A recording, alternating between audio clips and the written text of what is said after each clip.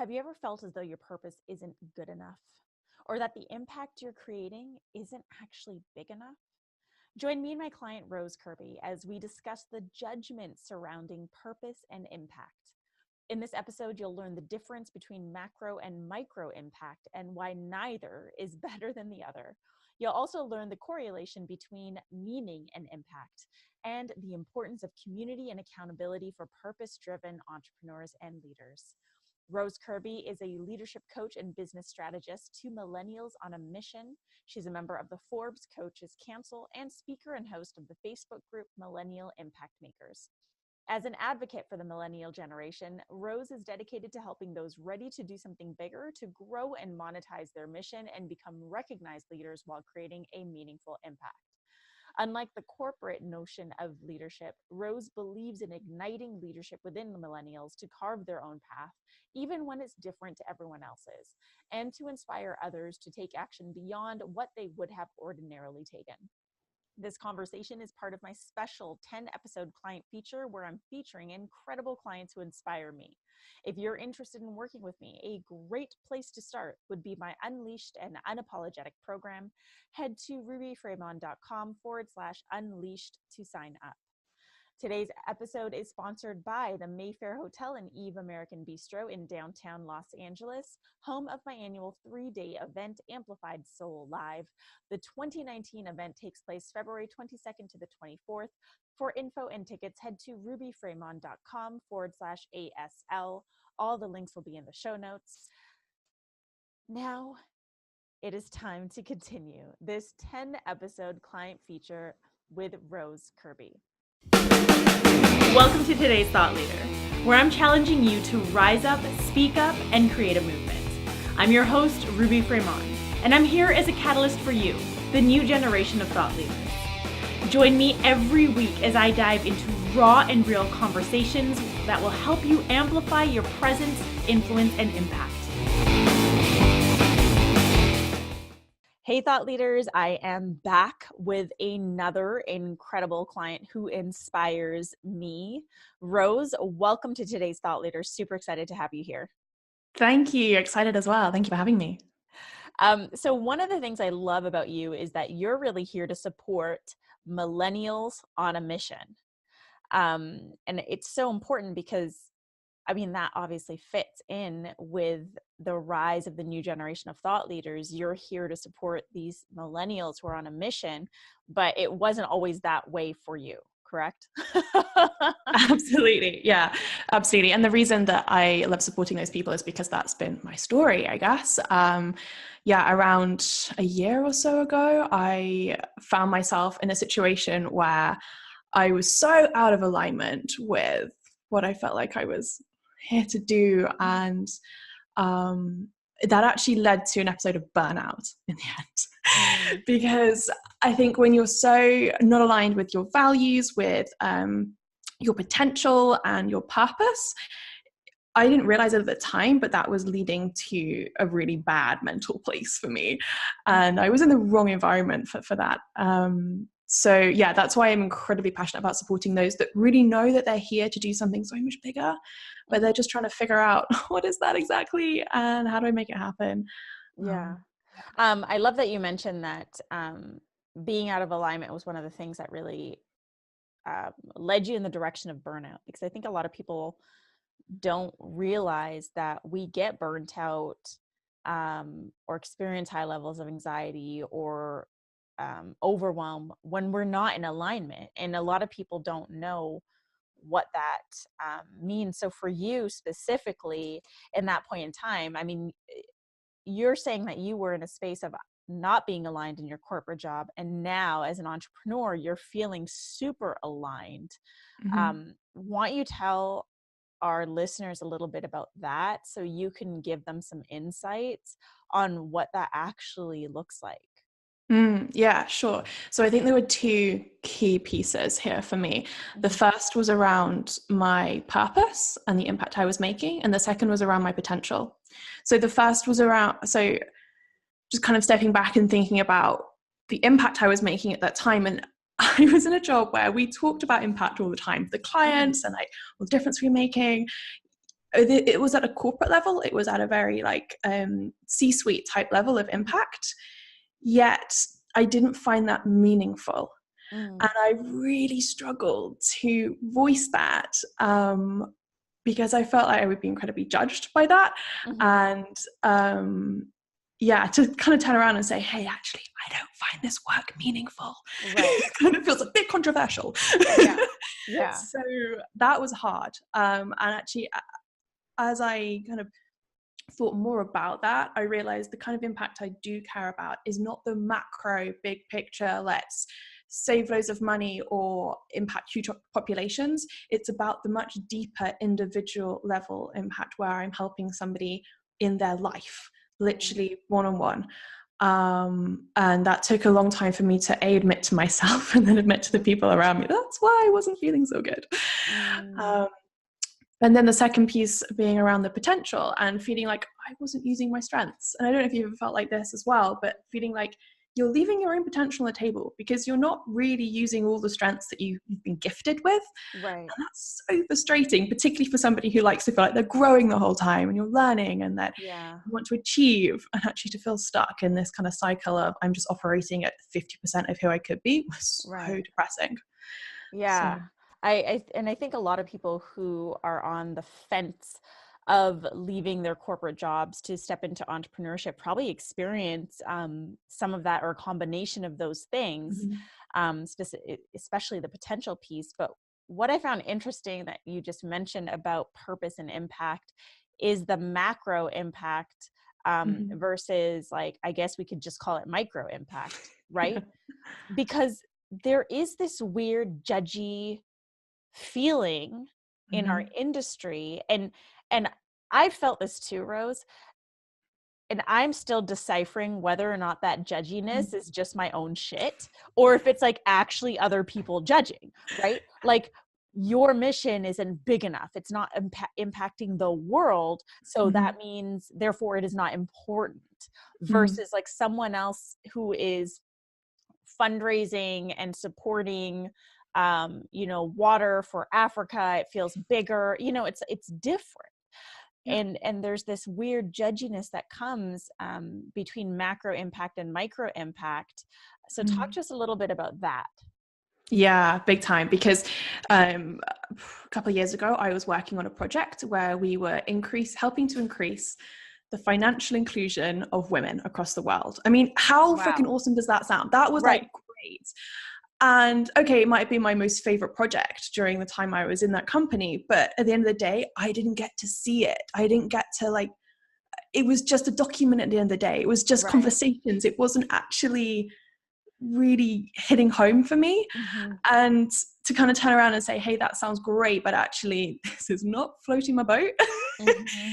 There's a lot of internal judgment. You're so right. There's so much like judginess on yourself about that.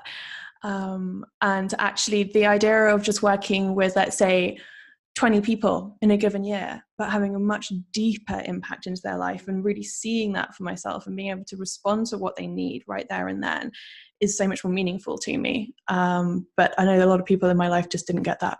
Mm-hmm. Yeah, it's interesting. So you're saying a lot of people in your life, like, people were judging you, or they in their own lives weren't really seeing the difference between micro and macro impact. I think I felt judged by the people around me Gotcha. probably 80% of the time because I was judging myself for that. Because, yeah, it feels wrong to say, hey, macro doesn't, okay, it's great, but like it doesn't fit with me right now. And maybe that will change. I don't know. But seeing the one-to-one impact for me is just, it's so much more powerful and more meaningful. Mm-hmm. And let's get real. Like, impact is impact no matter what, right? Whether it's Yeah. on the scale of impacting a million lives or it's on the scale of impacting one life. And I think as Mm-hmm. coaches, especially in the online space, it's really easy for us to get caught up in the desire to impact more because we see, number one, people around us doing that, and number two, that judginess of like, but this doesn't feel like I'm chasing something big enough. Mm-hmm. And yet, if we're all to go at this from a macro level, there's going to be some people missed.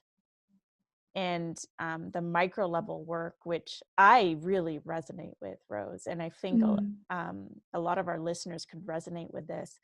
There is a sense of relief when you can say, you know what, I actually resonate more with this micro level work. It aligns more with my gifts and who I am and who I really want to serve. So when you made that realization and dropped into the work that you do today, which is very impactful, and if we wanted to label it, we'd call it the micro impact, right? Yeah. When you landed into that, was it like an immediate, this is what I'm supposed to do? Or was it like a process? So I'll tell you what happened. Okay. This is going to be good because she's already laughing. Yeah. I left my job without a plan. I had no idea what was going to happen next. All I knew is that I literally had to, and it sounds kind of cliched, but I needed to lose sight of the shore to then realize what else was available, what else was out there. And I felt like I was so limited by the thinking that was around me in my previous role that I just needed to get out of it a little bit. And so I left, and I trusted myself. I think that was the thing. It takes a lot of self-trust to just say, sod it, I'm going to go for it. And I don't know what's going to happen next, but I'm going to let things evolve. And I trust that it's going to be okay because I can figure stuff out as I go. It's okay. Right. And it took a lot of self-discovery to figure out that actually the micro impact was what I wanted to pursue. And it took a lot of reflection. And I think actually there was a certain point in my life where I was working with individuals. It was in Kenya. It was with entrepreneurs. It was, when I think about the times in my life where I felt like I was making a really meaningful impact and at my best, it was during that time. And that's kind of what I sat back with. I thought, actually, hang on, looking at my life so far, if I'm going to go and find the experiences that are so meaningful to me and where I feel like I'm operating at my best, it was during that time. So how can I recreate that? How can I do more of that now? How can I build on that and build on that and build on that? And that's where I ended up here. So that's how I went. But I wouldn't suggest to people just like quit their jobs and then run off. Right. But it was just the right timing for me. It was the right timing. Yeah. So really you were following the feeling of what you experienced. And what's interesting to me, because you've said this a few times now, is that for you, there's a real correlation between meaning and impact. And I believe this too. And I don't think enough people recognize that correlation and how the two are related, because we can create impact in a multitude of ways, right? All of which are probably available to us. But the way in which we create impact as an individual best is when we pursue something that feels like it's meaningful to us. That's the alignment piece. So true. Yeah. To feel like, whatever you're doing is so meaningful. Of course, you're going to be so much better at it. You're in the right place. You're doing the right thing. And I think that's what I needed to just escape from when I left my job without a plan, and to figure out, and like you said, follow the feeling, because like it's the only North Star you've got, really. Yeah. And that feeling of landing on something that feels meaningful, I think it's also important to discuss that what's meaningful to you may not be meaningful to me, and what's meaningful to me may not be meaningful to you. So talk to us a bit about that. Isn't that the beauty of it though? Like, I love that, to say that, like, we're going to be different over what we define as meaningful. I don't think I've managed to put into words yet what I find meaningful. I think it's just too much like a feeling. You can't almost describe it. I guess it's kind of the intersection between where you feel like you're at your best and you're using your gifts and you're using your strengths, and where you feel like you're making a positive impact in some way that matters to you. Maybe that's where the intersection is for meaningfulness, but I should go write a book about that one. Yeah. I mean, it's like one of those, I think it's one of those things that deters people from moving forward too, is so I'm just going to say it how I'm thinking it. and this is going to be super blunt, but I think a lot of people think that their purposes aren't good enough. And everything that you've been saying so far about, you know, macro versus micro impact, the meaningfulness and what's actually meaningful to you versus like everyone else or someone else. I feel like a lot of people get stuck in the piece around like, oh, my purpose doesn't feel big enough, or my purpose doesn't feel good enough. I don't think it's that a lot of people don't know what their purpose is. I think a lot of people know what their purpose is or have an idea of what it is, but they judge themselves because they don't feel like it's big enough or good enough or as big as so-and-so's, or it's not going to get them where they want to be, whatever, you know, bullshit arises in their minds. Did you at any point feel that about yourself or your purpose? Yes, I think I did. And the weird thing was, I had this pretty vivid dream, and I didn't really have vivid dreams. and there was somebody there telling me, you need to dream bigger.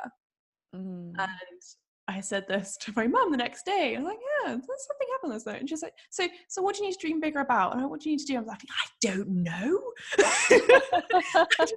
So yeah, something needs to be bigger here. And it's difficult because, yeah, there are sometimes times where you do just want to focus in on your purpose and allow yourself to, or just give yourself that permission to go for what you want. And you don't know where you'll end up. You have that purpose, you start down that track, just like I did, and you don't know what's going to happen next. So judging yourself about it right now isn't going to get you anywhere. It's just going to keep you stuck. Right. So taking that leap forwards is kind of just the first step. Right. And so to our listeners, what does that actually look like? Like, let's make it super tangible for them.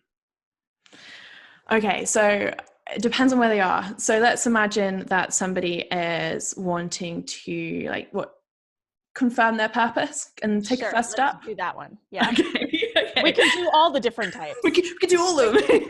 we can hit up our whole audience here. Okay, so let's start with that. Okay, so if you're wanting to figure out what is your purpose and just kind of confirm that, a couple of really helpful questions that I asked myself was when has been a time when I've been the most fulfilled, and what was I doing there? Why did I feel so fulfilled? Another thing that was really helpful that I asked myself was around, what can I talk about all day? So what am I kind of secretly passionate about? That I could just talk to people about all day. And kind of asking yourself these questions really helps with figuring out, what am I so excited about? What do I love to see the future in, and all those sorts of questions. And that will hopefully lead you to something more tangible over, okay, what's my purpose here? Yeah. And then in terms of making the next steps, there's a bit of an experimentation that has to happen, I think, at the end of the day. I love that you said that. Yeah, you kind of just have to start.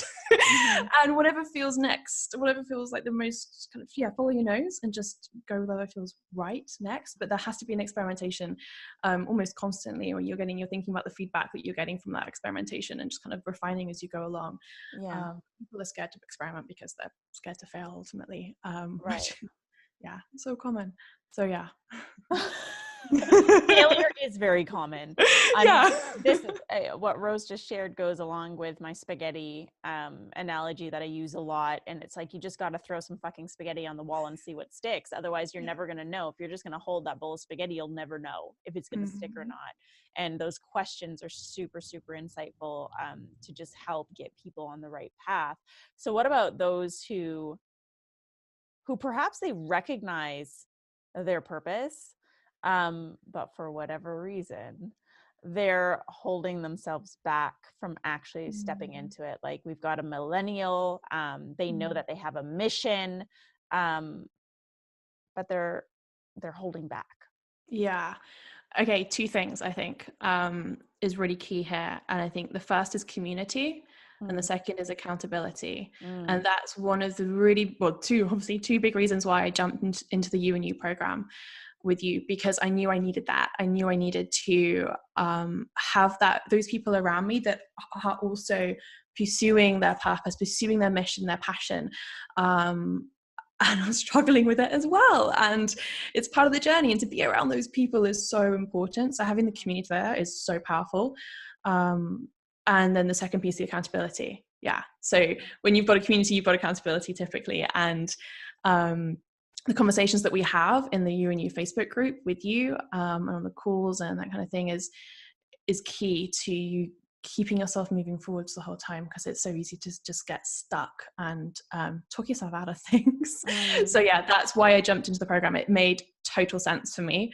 And yeah, I'm so glad I did. I'm so glad I did. You did too. Our paths got to connect, and yeah, community is really crucial. And it was something that I learned very early on in my career as a coach, is like, I really want to surround myself with people who I can have these conversations with, and about purpose and about evolution and about leadership, and they get me and they see me, and people who actually see my vision. Because I think when we're outside of these circles, not everyone sees and honors our purpose and holds it up there for us the way in which we do.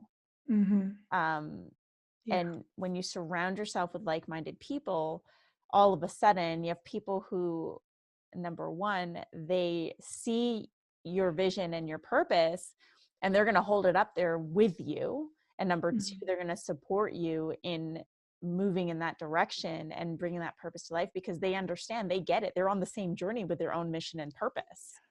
Yeah, exactly that. And I didn't feel like I had those people around me at all. I was like, right, I need to go cultivate them. And You and You was the complete answer to that for me. It really was. And I remember having a conversation with my boyfriend, and then something came up for me, and I jumped straight into that Facebook group and did a live, because I just, who's going to get this? It's going to be them. It's going to be the only people that understand this like struggle in my head right now. And yeah, you need that around you. Otherwise you just do stay stuck. And yeah, I'm just really thankful for the people that are in that group with us right now. Yeah. And it's also, you know, the other reason why I feel like community is so important is, and this is straight from personal experience, sometimes it doesn't feel that safe to be super vulnerable in public, like on social media, because our profiles are seen by way more people than just our friends. And to share something super vulnerable about what it is that we're going through or experiencing as an entrepreneur, as a leader, it doesn't feel safe. And so for me, like having containers where I can go and not worry about being judged or being ripped apart, or, you know, people saying shit to me. And instead knowing that whatever I bring into that container is going to be held and supported, and I might get a loving kick in the ass to get in the right direction. But, and I think that's what a lot of people are missing. Because let's face it, I mean, you lived in the world of corporate and now in the world of purpose. And I think that there is a massive difference in the mindset of someone who is strictly corporate versus like a purpose-driven entrepreneur. Like there is like our synapses work differently. I don't know what it is, but we're just like on this different wavelength. And, you know, one isn't better than the other, but it's just different. Yeah, I totally agree. And that's why I just had to get out of there and just, like I said, lose sight of the shore, get away from the thinking that was holding me back, I felt. And yeah, and go and find the people that are doing what I'm wanting to be doing, and going to surround myself with the right community. So yeah, I totally get that. Totally agree. But yeah, I think there are people, I mean, I'm obviously still friends with all the people that I was working with not too long ago, and having conversations with them is fascinating. As yeah, your synapses are different. I think you might have a theory there. Okay, I'm not a neurologist, but don't quote me on that. But yes, I feel like something just works different. Rose, we are nearing the end of this episode. Do you have any final thoughts that you want to share with our thought leaders today? I think I'm going to say clarity is queen. Ooh. And the reason I'm going to say that is because clarity is the biggest struggle, I think, for a thought leader when you're first stepping forwards, and probably later on as well. And the fight for clarity is so important to be able to get yourself moving forwards. So yeah, clarity is queen, not king, because obviously we're girls, so we're going to be queens. So for the men listening, you can swap out queen for king. Yes, you can. Well, Rose, thank you so much for being on this episode of today's thought leader. Why don't you tell our listeners where they can stalk you online? Yes. Rosecirby.com. It is what it says on the tin. And I'm on Instagram, but I don't use it so much. I'm more of a Facebook girl, which feels a little bit archaic now. So yeah, I'm also on Facebook. You can find me, Rose Kirby. Okay, awesome. I will share those links in the show notes. Thank you so much, Rose. I appreciate you. Thank you. And Me to too. our listeners, thank you so much for joining us on this special client feature on today's Thought Leader, where I'm challenging you to rise up, speak up, and create a movement. Be sure to tune in tomorrow as the inspiring client interviews continue. If you're interested in learning more about the You and You program that Rose is in, please head to rubyfirmon.com/unleashed. And don't forget to check out Amplified Soul Live so you can spend 3 days with me in Los Angeles in February. The link for that is rubyfirmon.com/ASL. If you have any questions about today's episode for myself or for Rose, please reach out to us on social media. This episode was sponsored by the Mayfair Hotel and Eve American Bistro, home of ASL 2019. I will see you all back here tomorrow for another special episode of today's Thought Leader.